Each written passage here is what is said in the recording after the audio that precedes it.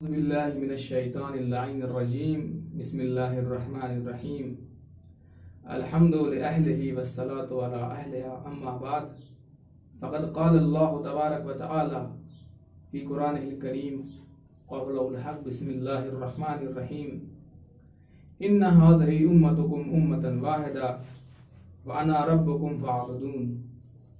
सामईन किराम, अस्सलामु अलैकुम व रहमतुल्लाहि व बरकातुहू। आने वाला जुमा माह मुबारक रमज़ान का आखिरी जुमा है, जिसे जुमतुल विदा का नाम दिया गया।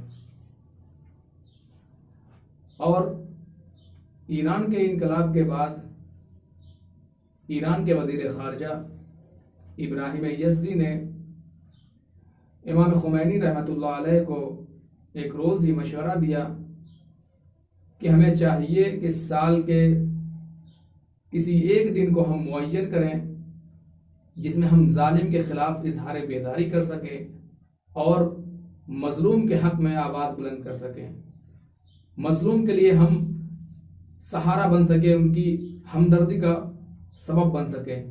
इमाम खुमैनी रहमतुल्लाह अलैह को ये बात बहुत पसंद आई और इनकलाब इस्लामी ईरान के बाद एक रोज़ रमज़ानुल मुबारक के आखिरी जुमे को, जिसे जुमतुल विदा कहा जाता है, यौमुल कुस का नाम दिया। और इस रोज़ इन्होंने जालिम के खिलाफ आवाज़ बुलंद की और मजलूमों के लिए हमदर्दी जताते हुए, पेश करते हुए लोगों पर जाहिर किया कि ये दिन यौमुल कुस का दिन है। इस दिन हमें चाहिए कि हम जालिम के खिलाफ इजहार बेदारी करें और मजलूमों के हक में आवाज़ बुलंद करें, उनका सहारा बने, उनके लिए कुछ कर सकें। क्योंकि अगर हम इस दुनिया में आए हैं तो हमें चाहिए कि हम कुछ अच्छा करके जाएं। आखिर एक सवाल ये भी पैदा होता है कि ये यौमुल कुस है क्या? तो अजीजों, यौमुल कुस बातिल के खिलाफ हक की आवाज़ को बुलंद करने का नाम है यौमुल कुस। यौमुल कुस हक व बातिल के टकराव और जुल्म के मुकाबिल में अदल को पेश करने का नाम है यौमुल कुस। यौमुल कुस यतीमों की आवाज़ में अपनी आवाज़ को मिलाने का नाम है यौमुल कुस। यौमुल कुस मजलूमों के लिए अपनी आवाज़ को बुलंद करने का नाम है यौमुल कुस। यौमुल कुस किसी एक मजहब, किसी एक मिल्लत या किसी एक मुल्क का मसला नहीं है। बहुत से लोग ये समझते हैं कि यौमुल कुस बैतुल मुक़द्दस तक महदूद है। ये मुसलमान बैतुल मुक़द्दस को आज़ाद कराना चाहते हैं, जिसकी वजह से यौमुल कुस मनाया जाता है। नहीं अजीजों, ये बैतुल मुक़द्दस का मसला नहीं है। यौमुल कुस किसी एक इमारत का मसला नहीं है, सिर्फ क़िबला अव्वल का मसला नहीं है, बल्कि यौमुल कुस दुनिया के हर उस मजलूम के लिए है जो जालिम के जुल्म से परेशान हाल हैं। हमें चाहिए कि इनकी मदद करें, क्योंकि इन मजलूमों ने हमें आवाज़ दी है। फ़िलिस्तीन के मजलूमों ने हमें पुकारा है। जब मजलूमों ने हमें पुकारा है तो कहीं ऐसा ना हो कि इनकी आवाज़ खाली चली जाए। हमें चाहिए कि हम इन मजलूमों की आवाज़ पर लब्बैक कहें और लब्बैक कहते हुए इनके लिए हम कुछ करें। मजलूम के खिलाफ, मजलूम के लिए हम अपनी आवाज़ को बुलंद करें और जालिम के खिलाफ इजहार बेदारी करें। बहुत से लोग ये समझते हैं, बहुत से लोग ये सोचते हैं कि आखिर इस एहतजाज का फ़ायदा क्या है, इस एहतजाज से हमें क्या मिलने वाला। इतने दिनों से हम एहतजाज कर रहे हैं, इतने सालों से हम यौमुल कुस मना रहे हैं, क्या इसका कोई फ़ायदा सामने आया? तो अजीज़ों, बज़ाहिर इसका कोई फ़ायदा हमें नहीं दिख रहा, लेकिन अगर हम एक साथ मिल करके जालिम के खिलाफ आवाज़ बुलंद करेंगे तो जालिम हुकूमतों में लर्ज़ा तारी हो जाएगा। और इसका वाज़े फ़ायदा सामने ये आएगा कि अगर हम एक साथ अपनी आवाज़ को बुलंद करेंगे तो वो दिन दूर नहीं है कि फ़िलिस्तीन के मजलूमों को आज़ादी मिलेगी और बैतुल मुक़द्दस भी ज़ालिमीन के हाथ से हमारी तरफ आ जाएगा, जो कि हमारा क़िबला अव्वल है।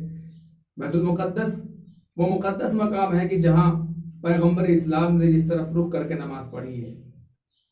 और हमें हर हाल में ज़ालिम के खिलाफ आवाज़ उठाने की ज़रूरत है, क्योंकि करबला वालों से हमें ये सबक मिलता है। खुद इमाम हुसैन अलैहिस्सलाम ने यजीद जैसे जालिम के खिलाफ अपनी आवाज़ को बुलंद की, जो कसीर तादाद में है, और इमाम हुसैन अलैहिस्सलाम जिनके पास चंद लोग हैं, लेकिन जालिम के खिलाफ आवाज बुलंद करके बताया कि देखो किसी दौर में, किसी भी दौर में हमें खामोश नहीं रहना चाहिए।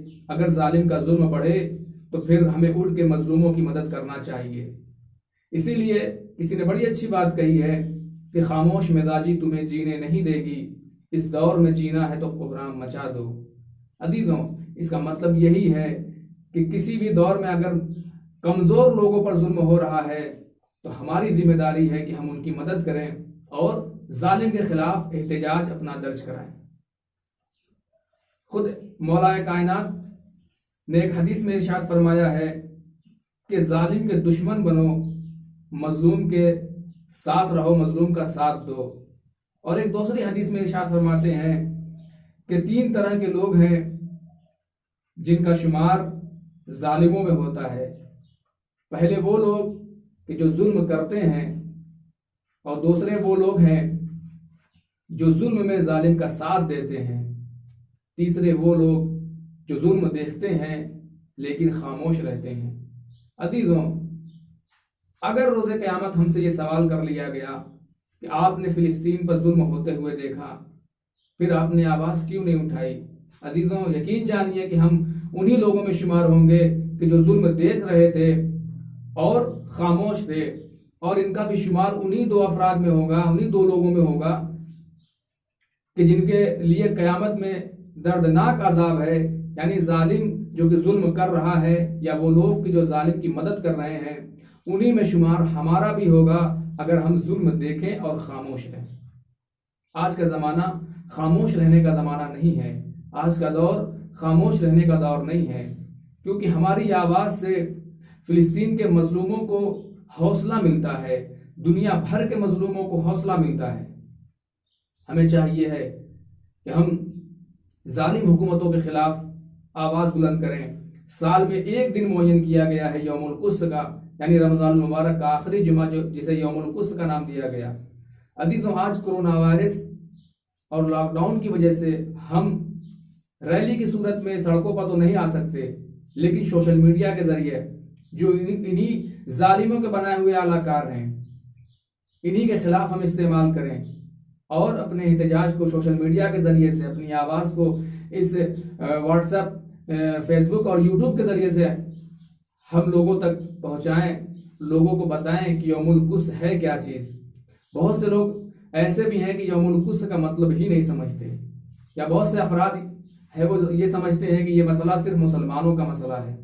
नहीं अजीजों, ये मसला मुसलमानों का मसला नहीं है, बल्कि ये पूरी दुनिया का मसला है। जिसके अंदर जिंदा ज़मीर पाया जाता है, जिसके अंदर ज़मीर पाया जाता है, ये उसका मसला है। हर कौम मिल्लत, हर इंसान का, हर उस शख्स का मसला है जिसके अंदर दर्द इंसानियत पाया जाता है। ये उसका मसला है कि वो मजलूमों के लिए आवाज़ बुलंद करे और जालिम के खिलाफ अपनी इजहार बेदारी करे। आज फिलिस्तीन के मजलूम, यतीम बच्चे, बेवाएं हमें आवाज़ दे रहे हैं कि हमारी मदद करें। जब उन्होंने हमें आवाज़ दी है तो हमें चाहिए कि हम उनकी मदद करें। आज आप देख लीजिए, उन मजलूमों के पास कुछ भी नहीं है। कभी आप फिलिस्तीन की तरफ निगाह करके देखिए, आज उनके पास कुछ भी बचा नहीं है। ऐसी सूरत में अगर वो हमें आवाज़ दे रहे हैं तो हमें उनकी आवाज़ पे लब्बैक कहना चाहिए। और जब हम एक साथ एक जिहद होकर के इन जालिमों के खिलाफ आवाज़ बुलंद करेंगे तो वो दिन दूर नहीं है कि फिलिस्तीन भी आज़ाद होगा, बैतुल मुक़द्दस हमारे हाथ में होगा। और इमाम ख़ामनई हफ़ज़हुल्लाह ने एक जालिम हाकिम के जवाब में क्या खूब जुमला इरशाद फरमाया है कि वो दिन दूर नहीं है कि हम बैतुल मुक़द्दस में नमाज जमात कायम करेंगे इंशाअल्लाह ताला। और अभी तो देखिए, ये एहतजाज हमें क़यामत में सुरखरू कर देगा, क्योंकि रोज़े क़यामत अगर हमसे ये सवाल कर लिया गया कि आखिर तुमने जालिमों के खिलाफ अपनी आवाज़ को क्यों बुलंद नहीं किया, मजलूमों की हिमायत में अपनी आवाज़ को क्यों बुलंद नहीं किया, तो हम क्या जवाब देंगे। खुद शहीद कासिम सुलेमानी ने भी ये अपनी एक तकरीर में बयान किया कि अगर रोज़े क़यामत तुमसे ये सवाल कर लिया गया कि आपने मजलूमों की हिमायत में क्यों नहीं अपने हाथ आगे किए, तो हम क्या जवाब देंगे।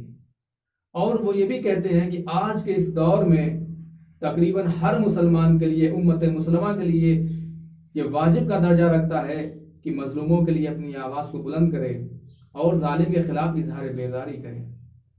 अजीज़ों, हमें चाहिए, मैं आपसे यही गुजारिश करूँगा अपने तमाम बरादरान से कि अपनी आवाज़ को चाहे कलम के ज़रिए, चाहे ज़बान के ज़रिए, आपके पास जो भी वसाइल हैं उसके ज़रिए से इन जालिम हुकूमतों के ख़िलाफ़ इजहार बेदारी का सबूत दें और दुनिया भर के मजलूमों के लिए, बिलखुसूस फ़िलिस्तीन के मजलूमों के लिए, वहाँ के यतीमों के लिए, वहाँ के बच्चों के लिए अपनी आवाज़ को बुलंद करें।